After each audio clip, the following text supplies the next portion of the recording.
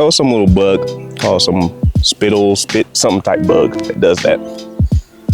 So there can be, even in suffering, even in trial, there is a type of joy that is still there when you're aware of the Lord being present in it with you. You ain't think all this was gonna be sparked by a peanut butter and jelly sandwich, did you? Oh my God. Give me that back. No.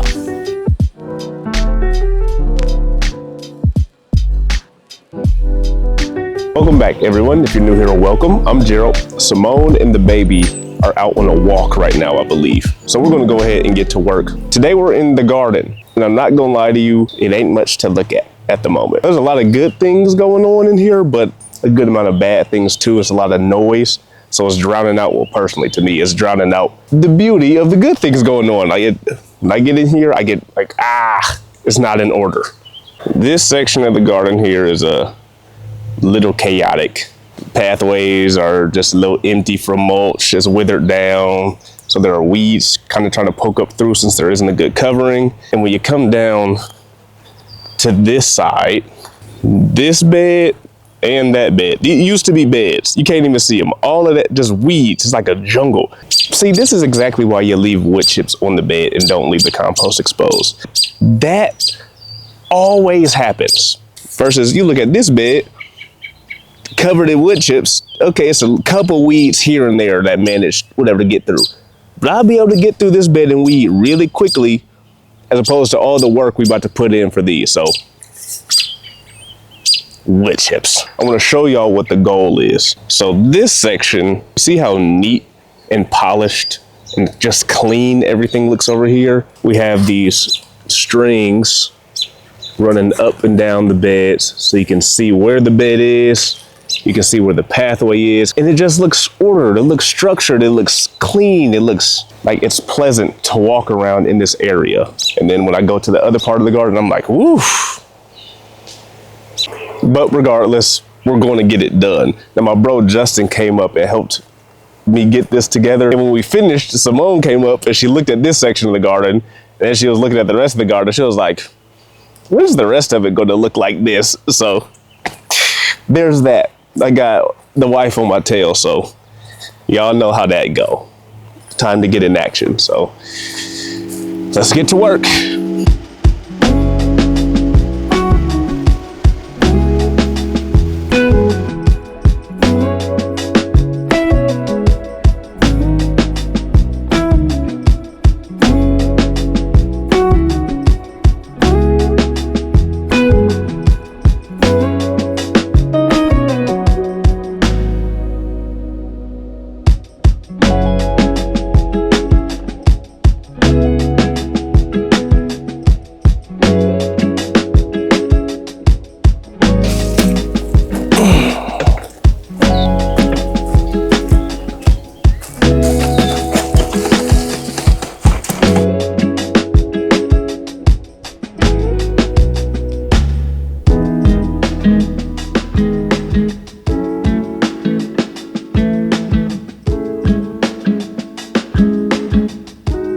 This is the other reason it takes so long to get stuff done up here. We always end up meandering around, Snacking on something. looking at stuff. Progress. Specifically the strawberries right now. We are These so excited about are what we geeked about. Like, look at all these strawberries. Yeah. Thousands There's a and few thousands. I see right now. I'm going to try one for y'all. And thousands of strawberries. Show them this one that I'm about to eat. There's this one, and then there's one back there that I'm going to eat. Where? This one. Here we go, guys. Yep. I want y'all to take a look at these, right? See how it's still kind of yellow and pale, like it ain't all the way ripe? And at the store, you would never buy a pack of these. You know, if you ate this from the store, it would be the most bland, nasty, tragic strawberry you'd never ate in your life. Waste if you're like $5. Yeah. So good. These, when they halfway ripe, better than the fully ripe strawberries from the grocery store. So when these things get all the way ripe, fire. They'd be fire. They'd be fire. What's this foamy stuff I keep getting on my finger? Oh, some little bug called some spit something type bug that does that. I'm not eating that. Just wipe it off. I'll eat it. Okay, yeah, you eat that. These are the ever-bearing ones too. So these ones don't have as good a flavor as the June-bearing ones. We have some June-bearing over there that Not quite done. even when they're white and you eat them, delicious. Yeah. So those are really good. But ever-bearing doesn't taste as good as the June-bearing, but they still better than anything you can get from the store. Yeah. This is good. I have a list of things pertaining to strawberries that I want to make this year. Oh yeah. Let me tell you guys. She gonna tell you. If she ain't gonna tell you, she gonna tell me. So I've already told him, but he probably don't remember.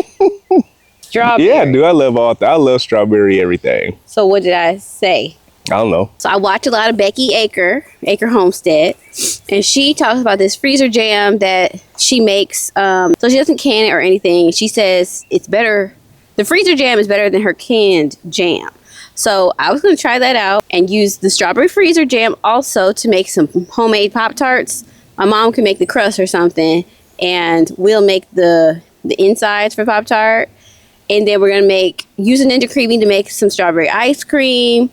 And we got a freeze dryer. I don't know if we said that. Mm-hmm. We'll take you guys along for that whole thing. But, another thing she did was make strawberry cake. So she freeze dried her strawberries and used that powder to make a strawberry cake. And she said it was like the best strawberry cake she's ever had, and Gerald's mom has a strawberry pie recipe that she said was delicious, that she used some strawberries that we grew or that are at her house. I think so. I planted some at her house, so I think she used those. Yeah, she used those in her strawberry pie, and she said it was so good. So yeah.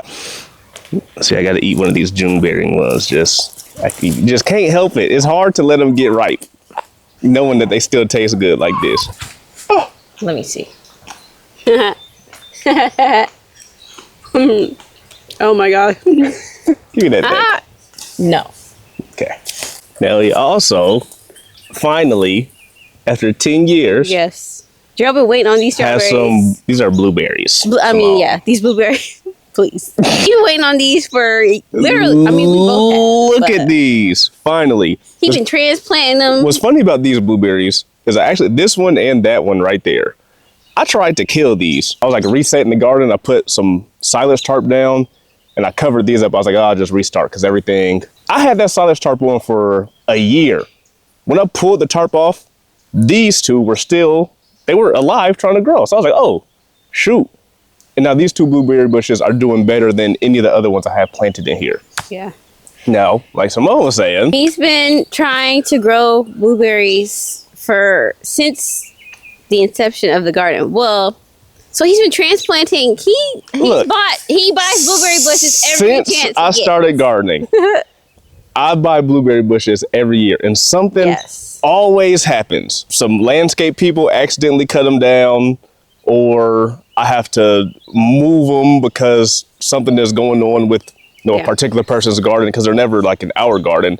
Like something happens every year to where we don't get no blueberries. Mm-hmm. So to see we're finally getting some blueberries come in after 7 years of trying. Literally, yes. It's like, okay, like, all right, like finally we getting some action. Yes. So we geeked about these. I am not a blueberry eater. Look at them. I like blueberries in things, but I don't like fresh blueberries. So I'm excited to see. No, you gonna like these. How I'll like a fresh. Yeah. Garden fresh blueberry. Because I don't like tomatoes either, but I like the little sun gold tomatoes. Yeah. It's like candy. Also, the elderberry. So let's talk about this for a second, because Gerald's mom has an elderberry bush in her backyard. She made elderberry flower syrup. So usually you see people use the elderberries, but she used the flour to make syrup. And we mixed it with sparkling water, and it was like a homemade pop, basically. So good. It was great. So good. It literally tasted like the flour. The flour smelled really good. Yeah. It tasted like the flour. And I could just imagine me drinking that cute cup on the pier in the summer. Got my little straw, my fresh pop. Simone got some vibe ideas all the time, don't she? Always. But look how much this thing grew. Look at all the flowers getting ready to come on this elderberry. This thing. There's a bird in there. There's a bird made a nest in there. He always flies out and scares me. But this thing It's huge. is going to work. All this green growth is from this year. Like, this is new growth. Okay? We're only in May. Yes. Look at this.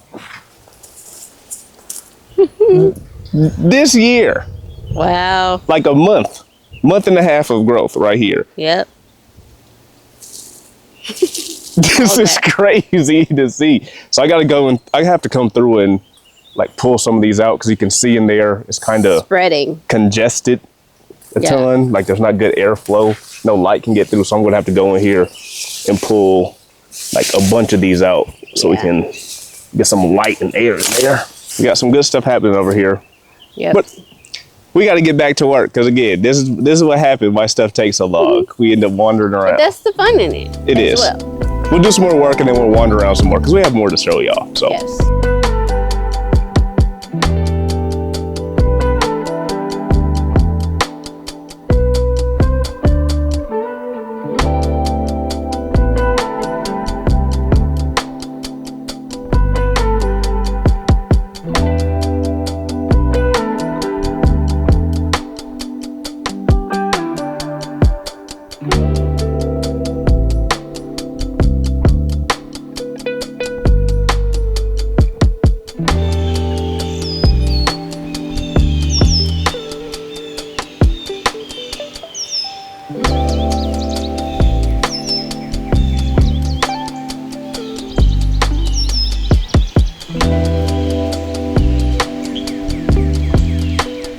See, this is why having a good woman is the best. Check this out. Got this big jug of water, a nice little cold poppy, you know what I'm saying? A little healthy drink there. Some sandwiches, some beef sticks, you know, some little, and they're like goldfish. Y'all know like the little Annie's brand stuff, but they bunnies. Some of them, and a charger. Y'all see this? Smo went down to the crib with the little one, came back up, brought me some food, brought me some water, brought me some good sustenance so I can keep getting through doing what I got to do up here in the garden. I ain't gonna lie, it's a little more work than I thought it was gonna be, but look at this. She looked out. It is so wild how the direction that we've been moving in the world for a long time, but really ramped up the past few years, how much is telling women that living, you know, basically a more traditional type of lifestyle is oppressive, is negative, as if you guys are some type of like a secondary, subordinate, just like second class in relationships. Like, it's absolutely insane. When in reality, that position that the Lord created women to have is like, it's like an empowering role. Like that, y'all want to talk about women empowerment, that's women's empowerment. Right when God created Adam and Eve, the Lord said, okay, I will make a helper suitable for him, puts him to sleep, and then brings him Eve.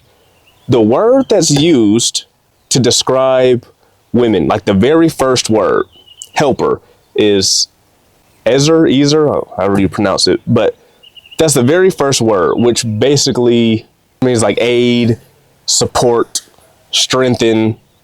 You know, there's strong words. Not only is it the primary and first word that he uses to describe what women are to be, but it's also a word that God uses to describe himself. The first word that he describes for a woman is the same word he uses to describe himself. So whenever like God is talking about, he says he's Israel's helper, whenever he's referring to himself, it's always in a way that is essentially like helping his people, the people of Israel, the children of Israel, or strengthening them or supporting them or aiding them in ways that they can't do themselves. That's the same word that he gives and uses to describe women. Now, I don't know about you, but that doesn't sound like a secondary role or a subservient role to me. If it does to you, I don't know how. You know what God also said before he created Eve too? He said it isn't good for man to be alone. God created and designed us to be in relationship with one another. So I want you to think about this, okay? Think about this. Adam chilling in paradise, okay? Sin ain't entered the world yet. It's a perfect world. It ain't fallen. He got all the fruit trees. He got all the food. He got all the animals walking around. He got friends. He has a perfect everything. God walking with him. The Lord is walking with him in the garden. Walking with him, okay? He got everything. Adam was still like, looked at all the animals, everything else. It was like, something is still missing. Something is off. Now, obviously, God created him, in a way that he would recognize and understand that. And God was like, okay, puts him to sleep, and then brings Eve. And then he goes, flesh of my flesh, bone of my bones. And then he was complete, right? There is no other creature in all of creation that is more perfect and that is more suitable for a man than a woman. Nothing in all of creation. Adam would not have been able to do the work that God had called and commissioned him to do. He would not have been able to function properly in it and get to where the Lord was telling him to go unless he had some proper help. So again, the role of a woman ain't secondary. It ain't subservient. A man can't get to where we going unless he got his woman behind him. Now, obviously, there are some exceptions, right? Some assignments that the Lord has called people to is to be single, and, that's just part of their assignment, okay? But I'm speaking from this context, aside from that, the way the Lord orchestrated and designed things from jump in the beginning in the perfect world, that's how we designed it and set it up, which is why, right? The old cliche saying has some truth in it of behind every successful man is a strong woman. So this whole idea of submissive women and that being oppressive couldn't be farther from the truth. Okay. And even if you look at, right, that passage, that scripture, when it's talking about wives, submit yourselves to your husbands. Okay. Yes, wives submit to your husbands, but also it gives a command for husbands also. Husbands, love your wives as Christ loved the church. Well, how did Christ love the church? He died. He gave himself up on the cross and gave his life for our sins. He died to himself. He allowed himself to be crucified for our sake. Washes us in the word. He nourishes us in the word so that he can bring and present us to himself spotless, without blemish. Okay. So the big thing men are like, oh yeah, my wife's supposed to submit this, that, and the other. And then women at the same time are like, no, I don't like that word. I don't like that. Sounds like what that does. This is how the relationship works, okay? Just by going off that passage. Men and women are in a complementary relationship, okay? Complementary. So, yes, women submit to your husbands, but husbands, are you making it easy for your wife to submit to you? Husbands, die to yourselves, love your wives. Wives, are you making it easy for your husband to be willing to die for you, okay? If both partners are operating with that mentality, there's the marriage right there. Okay. If both parties are operating like that, imagine how quickly overnight, not even overnight, instantly, we would see divorce rates completely plummet. Infidelity rates completely plummet. We will be nuts. It will be transformation instantly. I want to say overnight, instantaneously. Okay. But alas, Simone bringing me this peanut butter and jelly sandwich, this water, this little drink, this charger here is helping me do my assignment efficiently and effectively. Okay. It's helping me walk out my calling that much smoother, that much easier, that much quicker. Okay. You ain't think all this was going to be sparked by a peanut butter and jelly sandwich, did you? But here we are.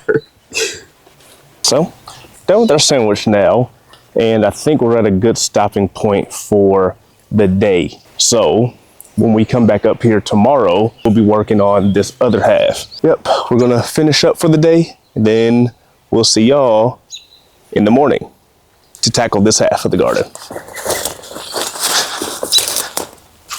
I was going to take the easy way out and just tarp all of this, but we're ready for this area to just be complete. So we're going to do it the old-fashioned way. Some good old manual labor. Pull these out weed by weed by weed by weed. So let's get to going.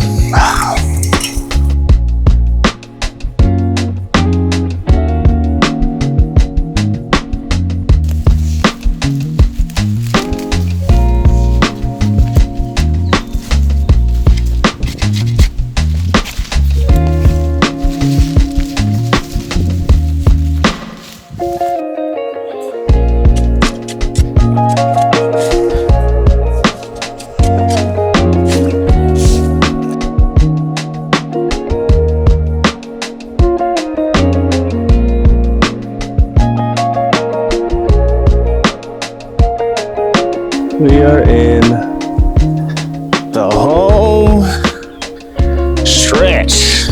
My cup this year in the garden looks a lot different. I'm not able to really get in there. Shoot. But this is nice still being out here, you know.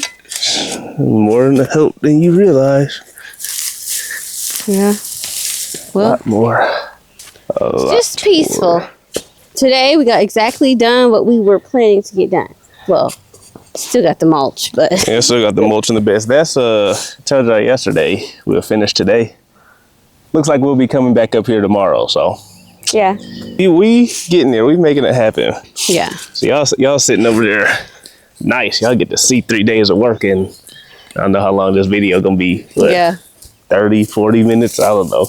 While we're doing this, I'll tell you guys about my Ninja Creamy. We made our second Ninja Creamy, and we went to this local farm yesterday. It's called Coonheart Dairy. We had like different flavored milks. So we got like a coffee milk, we got an orange cream milk, and a strawberry milk. And the cookies and cream milk. Ooh, and a cookies and cream milk. And yesterday we did the coffee one in the Ninja Creamy, so we put it in there. We didn't put anything else in it because it was good by itself. Today, earlier, we made it. It was good. Real good. The consistency was beautiful. It's kind of like a Frosty. Yeah, it is. So Yeah. we got to try it with the other flavors now too. Yes. I think it'll be real good. I love Dreamsicle. Oh, Orange love cream. Dreamsicle. Simone's not a big fan. Nasty. I love it though, so I'm excited to try it with that. Yeah. The orange milk. Yeah, that'll be good. So we have the Ninja Creamy, but my parents have the Ninja Slushy machine. And that's also great for summer too. Like if you want just like a Coca-Cola slushy or whatever slushy you want. Yeah. But the Ninja machines, they're taking over. So on the Creamy, there's like a sorbet Oh yeah. option. There might even be like because the first one we did, we put fresh watermelon and then a poppy. And that was good too. Yeah. Yeah, we're basically right now we are experimenting with like store-bought fruit and stuff because when our stuff is ripe and time to harvest, we want to be able to just pop it in. Have our recipes there. Yeah. I don't know if y'all see this little dragonfly thing on my Yeah, head. I was about to say. Y'all see don't this do waving that. around? The bugs out here, especially the deer fly drive me nuts. I will spaz out quick. They be flying all around. Him. I don't know how she don't notice them, but man, they drive me nuts and they bites hurt. So, No. like the main predator of them things are dragonflies. So when dragonflies are around, you know, they get to schooling, they get to piece up out of there. So I saw some people using these little dragonfly things last year, talking about how much it helped. So this year I bought some. They were bothering me like an hour ago. I threw this thing on. I ain't had one come around since. You think it's placebo? No, I don't. The reason I don't think it's placebo because the video that like really sold me on it. A dude was walking through his field, and you could see the deer fly like flying around his head and landing on them and stuff. Without cutting the video, he pulled his thing out. It's called a garden buddy. Threw it on his hat, and in like 30 seconds, they were gone. Couldn't see anything. So I was like, oh, yep. Let me check that out. Well. So now I'm wondering, I'll still look crazy, but I'm wondering if mosquitoes would be smart enough to recognize a dragonfly and not come around. That would be nice. There's no mosquitoes around me either. Something wrong with her skin. We're finished. Yep. Nice. Woo. Good job, sir. Good job, ma'am. Ain't nothing better than a good day of work. You know what I'm saying? Hard work, but it's good. You get to utilize all type of gifts. How many people can't walk, can't move well? You know what? Who wish they could get out and do something like this? When I was walking over there, throwing some weeds in the woods, I was like, wow, I am so grateful to be able to move my body and just be out here. Even though I'm not able to get in there this year because we got Precious Babe. It's like, I'm still grateful just to be out here, to be able to do what I can. Such a blessing. It is. Somebody in the comments in the last video, I think, they're like kind of joking, but it was for real. You're talking about how I could like look at a pot of water boiling or something and talk about how, you know, how it's a message for like patience and something else or whatever, about how grateful we are for stuff. I'm reading it laughing, but at the same time, I'm like, yeah, to not be grateful, everybody to not be grateful, no matter what stage of life you in or where you at. Like there is something, when you open your, Byron Golden said this, he said it like really well.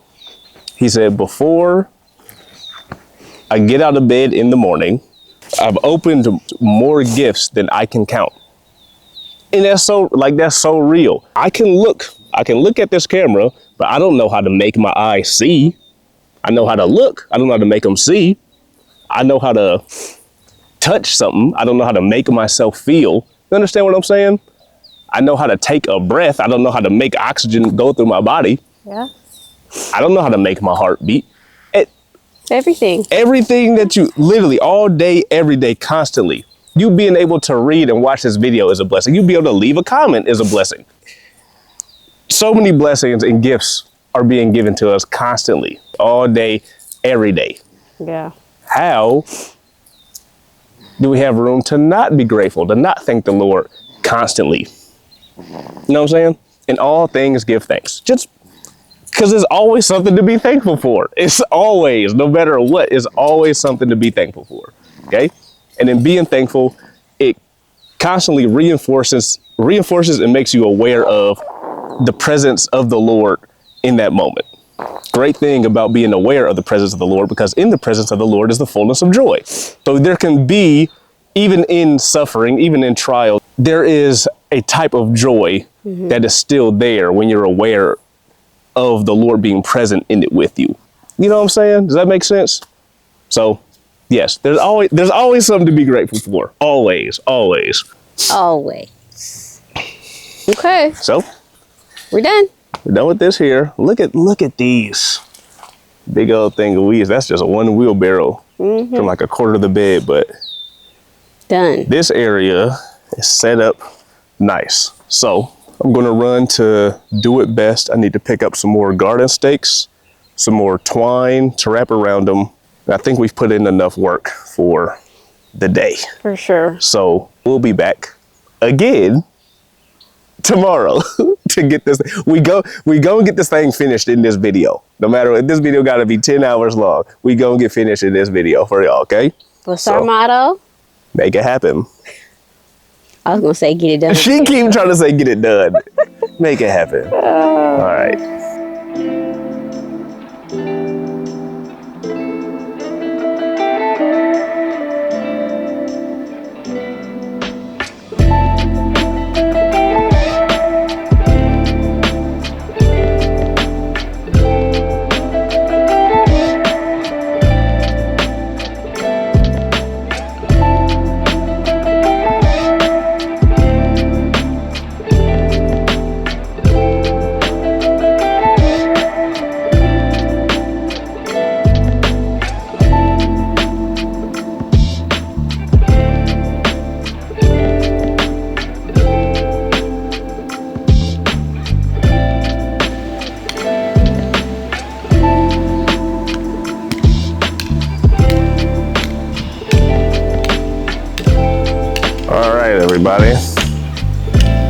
been doing some hard work, y'all. We finished.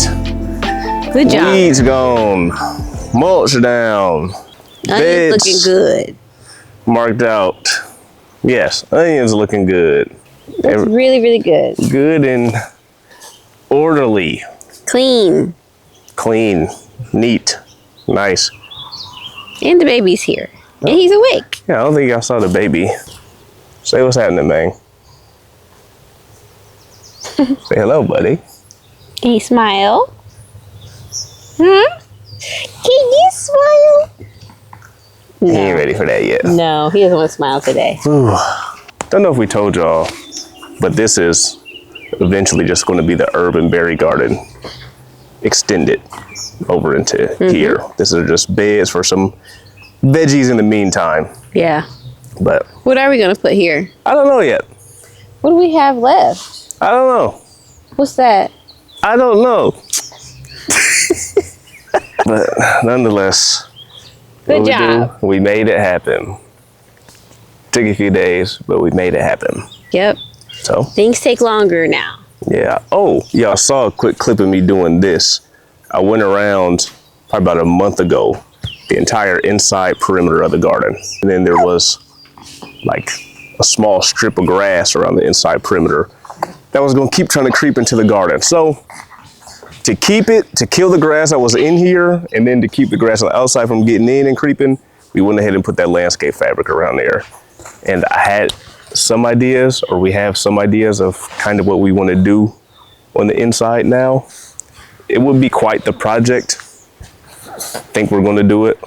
Don't know if we'll get to it this year, but if it comes together nicely in our minds and on paper, it can really take the look, the aesthetic of the garden to the next level. But we got enough on our plate at the moment. We'll cross that when we get there. Yeah. Yeah. So thanks for kicking it with us, watching us turn this section of the garden, get it back in order, get it nice and neat, and get ready for the next stage. So when we figure out what we're going to plant in here, we'll be sure to tell y'all and show y'all. Yep. When the rest of the garden gets to running and growing and the berries start coming in, the season is just getting kicked off. Y'all know how. I haven't had a berry today. Did you? I have had some berries. I've been eating some berries. Good. If you've been here a while, you know what happened when the season get kicked off. If you don't, stay tuned. Okay, it's gonna get to rolling. So, till next time, thank you for hanging with us for a few days. We'll see you in the next video. Peace. Bye. Say bye. Say bye, buddy. Bye.